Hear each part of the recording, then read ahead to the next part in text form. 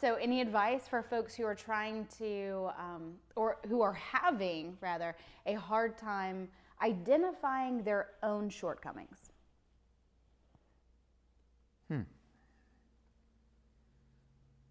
Advice for people who are having trouble identifying their own shortcomings. Yeah, sometimes it's a lot easier to pick out the shortcomings or the failings of other people.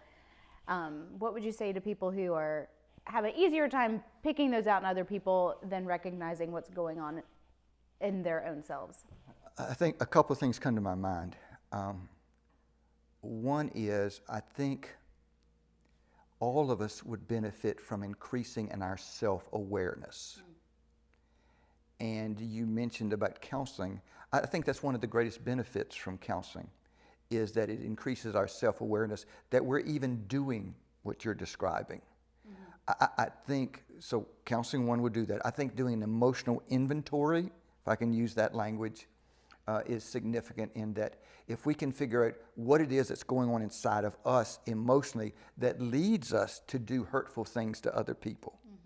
And so one is talking to a counselor, one is doing a self-inventory, and then another step would be to have honest conversations with people who genuinely care for us and love us, and ask them to give us, sometimes it's called 360 feedback, input.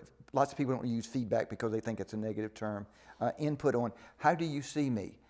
What ways can I improve? That can be done individually, or if it's in a small group like a huddle, you don't want to be a bunch of people that care about you and know you. Getting input and doing that. But I think we have to check what's inside of me that needs changing. Okay. In doing that. If it's significant, go to a counselor, if not, with people who love you and care for you.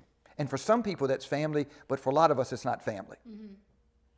It's the church family, the body of Christ, which in many ways for Christians has more primacy than our biological family.